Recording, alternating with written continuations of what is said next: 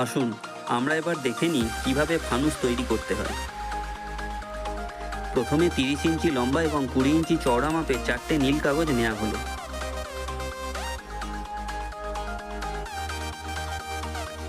এই 4টি নীল কাগজকে একত্রিত করে লাল দাগ বরাবর 4টে কাগজকে কেটে নিতে হবে।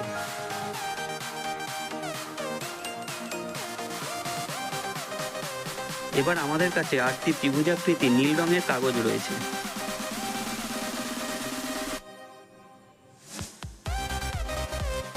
ছবিতে যেরকম ভাবে ত্রিভুজগুলোকে সাজানো হয়েছে ওইভাবে সাজিয়ে নিতে হবে।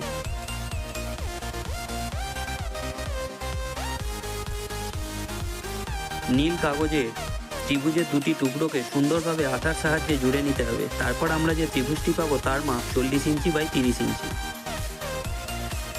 40 ইঞ্চি বাই 30 ইঞ্চি মাপের নীল কাগজে ত্রিভুজের টুকরো আমরা 4টি তৈরি করে নেব।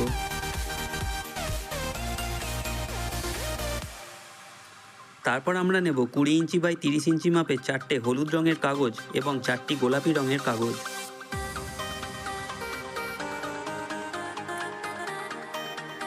একটি গোলাপি কাগজ এবং একটি হলুদ কাগজকে ছবিতে যেরকম ভাবে জোড়া হয়েছে সেইভাবে জুড়ে নিতে হবে।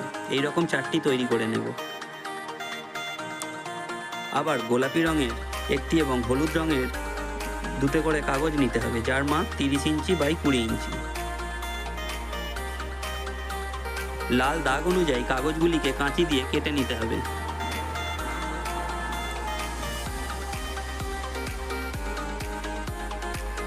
দুটো গোলাপি এবং দুটো হলুদ কাগজকে 20 ইঞ্চি বাই 15 ইঞ্চি মাপে 8টি টুকরো করে কেটে নিতে হবে।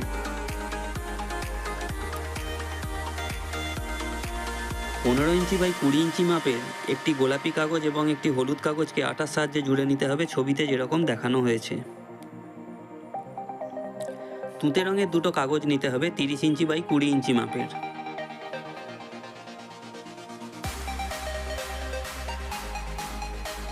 তিরিশ ইঞ্চি বাই 20 ইঞ্চি মাপের তুঁতে রঙের কাগজ দুটিকে লাল দাগ অনুযায়ী সমানভাবে কেটে নিতে হবে। তারপর 10 ইঞ্চি বাই 30 ইঞ্চি মাপের 4টি কাগজের টুকরো পাওয়া যাবে।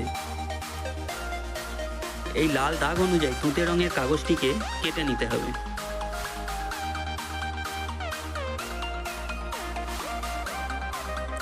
লাল দাগ অনুযায়ী এই তুঁতে কাগজটিকে কাটার পর ত্রিভুজাকৃতির এই কাগজ 8টি টুকরো পাওয়া যাবে।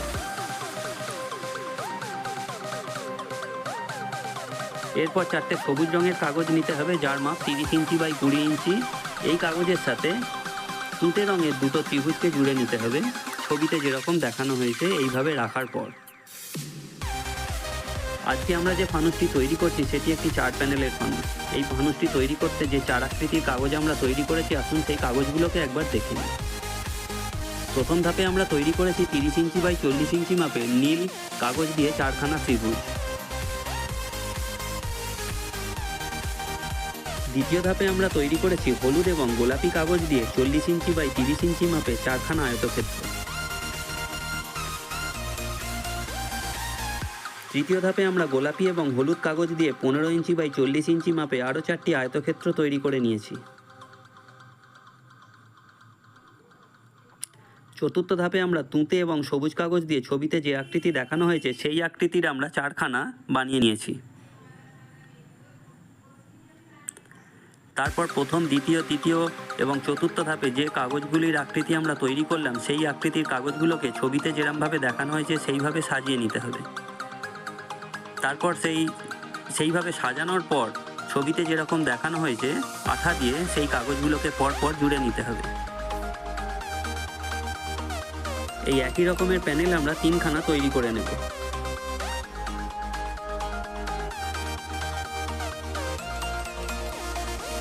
এইভাবে একটা প্যানেলের উপর আরেকটি প্যানেলকে রাখতে হবে, যেন নিচের প্যানেলটা ওপরের প্যানেলের থেকে 1/2 ইঞ্চি বেশি বাইরে বেরিয়ে থাকে।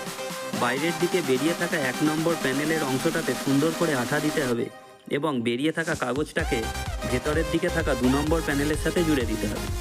আমরা পরপর এইভাবে 3টে প্যানেলকে একসাথে জুড়ে নেব।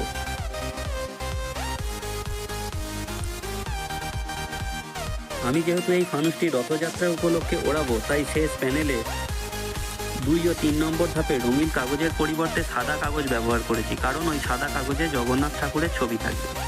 4 নম্বর প্যানেলটিকে আঠা দিয়ে আগের প্যানেলগুলোর সাথে একইভাবে আটকে নিতে হবে।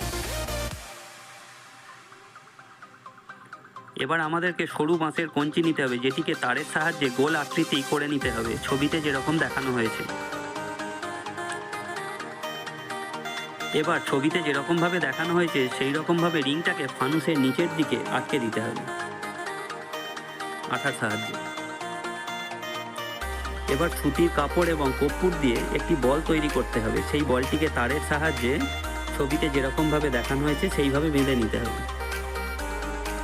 যে সুতির বলটি আমরা তৈরি করলাম তার বাইরের দিকে যে 4টি তারের টুকরো বের করে রেখেছি, এই 4টি তারের টুকরোর সাহায্যে আমরা ফানুসের রিংয়ে এই বলটিকে আটকাবো।